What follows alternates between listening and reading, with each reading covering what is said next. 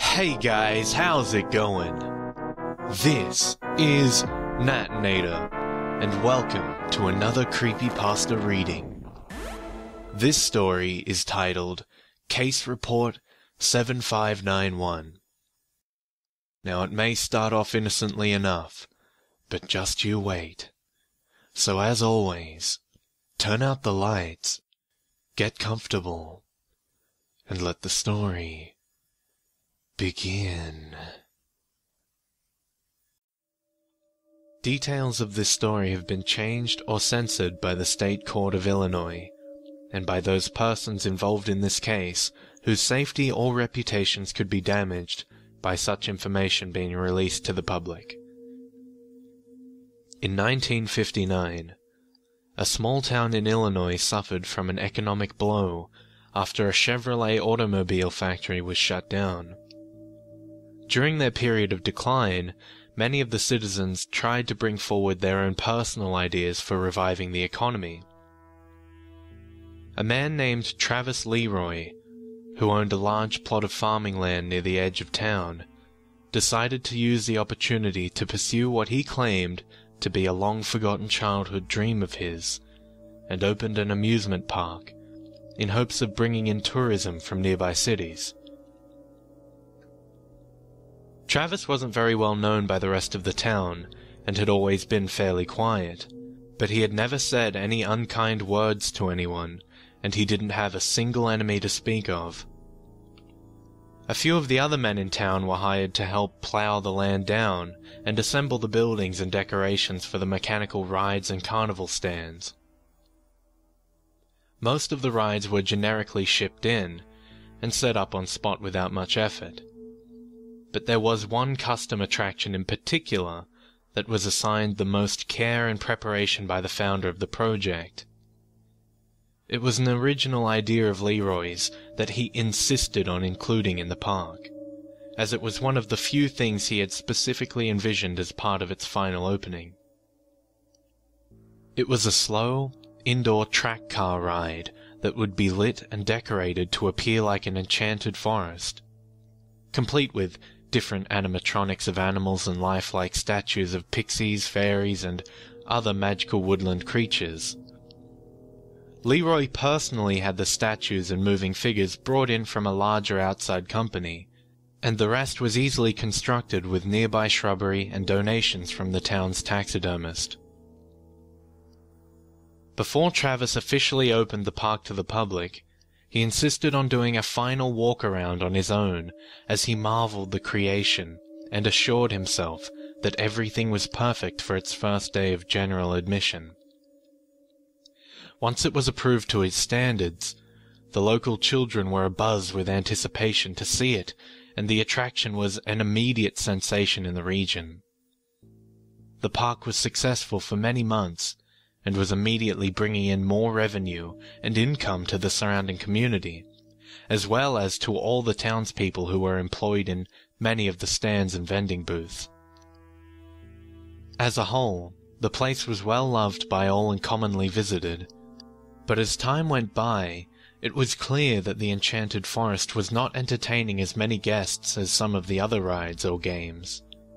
However, when it was suggested to Leroy by any of his employees or associates to shut down the ride, he would immediately cast off the idea and become seemingly offended, because it wasn't using up very much of the profits on maintenance or repairs.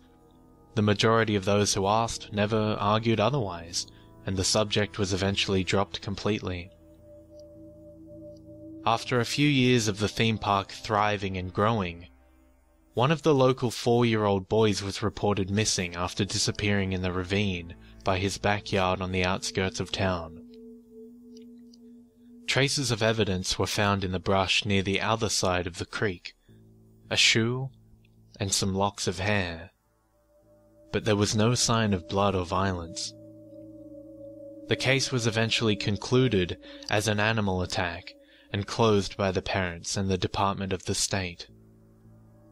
Even after its close, some citizens were suspicious of the lack of evidence or remains found of the toddler by search parties or authorities.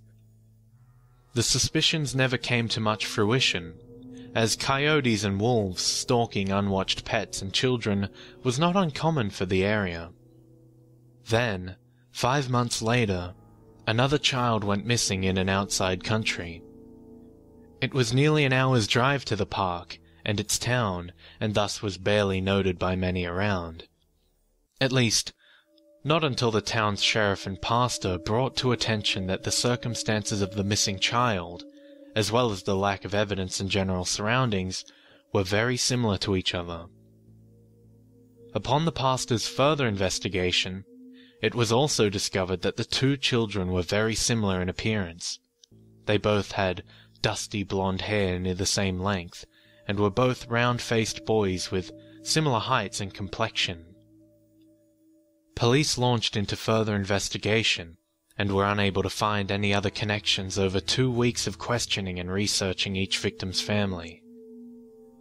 About a month into the reopening of the cases, the mothers of the boys noted that they had both taken their children to the local theme park within 3 weeks of their disappearance and notified the detectives. The entire staff was interrogated over the matter, and the lot was inspected, but most of the employees were unaware of the disappearances even occurring, and there was no suspicious findings in the park. Travis Leroy was put under most thorough questioning, being the owner of the property and main executive manager of the establishment, but answered the majority of the questions with ease. He had seen neither of the boys in the park the days they visited, and spended most of his time during park hours in his office or in the maintenance break lots. The case was again closed without further evidence, until another disappearance a few miles down the ravine. From the brush, the first child's traces were found. This child was a girl of 3, but again matched the appearance of the other boys, having short blonde hair and round, rosy cheeks. After the parents of the girl were brought in for search and investigation, it was soon discovered that they had also just visited the theme park only a few days before. The park was then officially shut down by authorities until further notice for an intricate search and investigation, much to the outcry and complaint of the town receiving its valuable income. The rides were dismantled and the offices were cleared, but no undeclared components or secret areas were found anywhere. Even after a search of Travis Leroy's living quarters and the homes of a few other managing staff members, nothing was found to be connected to any of the missing children. The only area noted by detectives that had yet to be investigated was the building housing the forest ride, due to the lack of installed lighting and commonly used exits. Because the only usable lights in the ride were the colored atmospheric yard lamps set up through the trees and across the ceiling, the police did the majority of their search using flashlights and lanterns. Nothing was out of place on the track or in the cars themselves, and most of the officers seemed to be somewhat impatient to leave the area. However, the head detective became especially curious of the few display cases set up through the ride of the fairies and sprites. He requested that Leroy allow him into the cases, which Leroy denied by saying they were completely sealed off in glass and had been since the opening of the park. The detective was still unsatisfied, but let the owner and his employees off without a problem.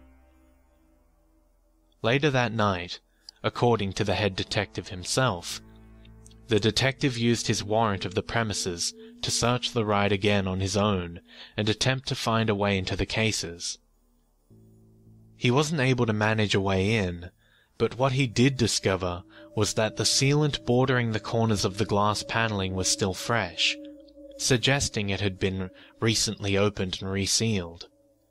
This piqued the detective's concern enough to request another search of the building with assistance from the other officers on the case. Leroy was insistent that opening the cases would permanently damage the integrity of the display and the ride's condition. But after several different debates of policy and warranting, The police were finally able to surpass Leroy's complaints and permitted inside under state policy.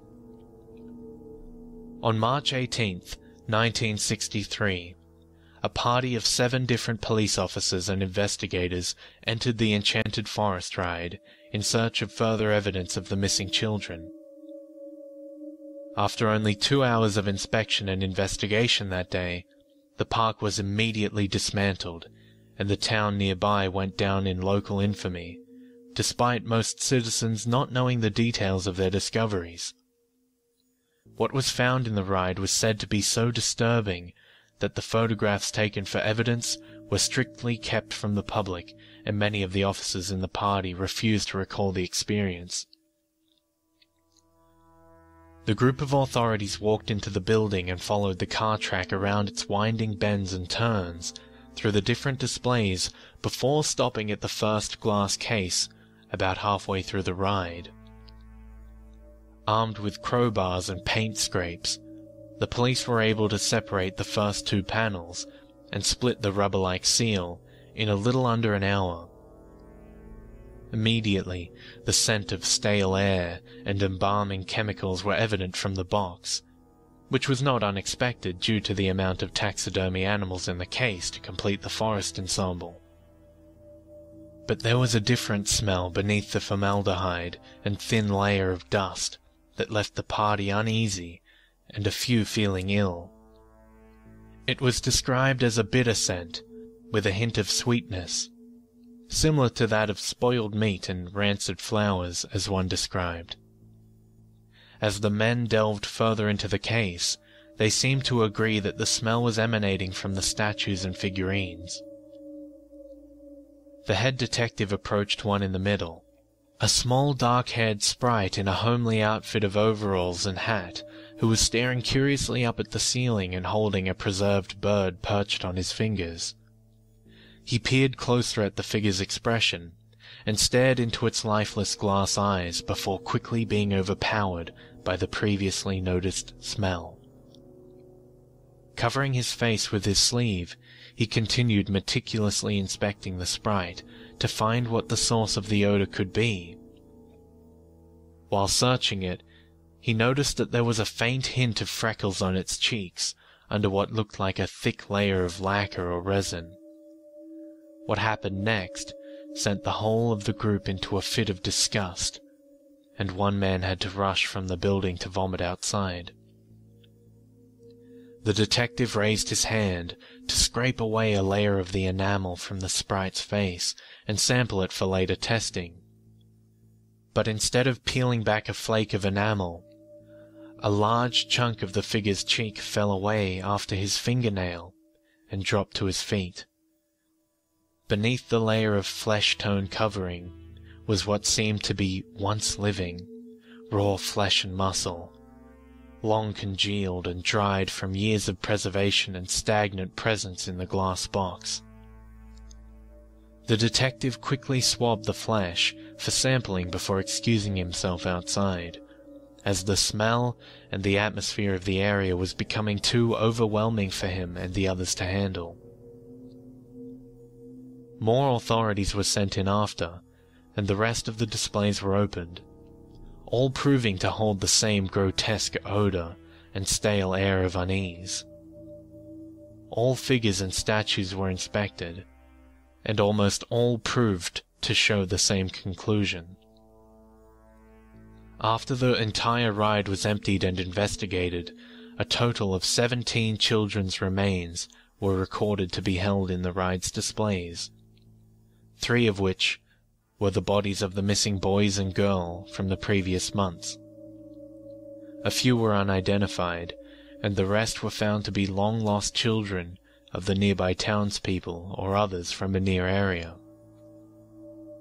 The youngest child found, an infant no older than 12 to 16 months, was found to be the son of none other than Travis Leroy himself, who was said to have died at birth along with his departed wife. Leroy was immediately arrested and charged with the first-degree murder of all 17 children, and the park was permanently closed.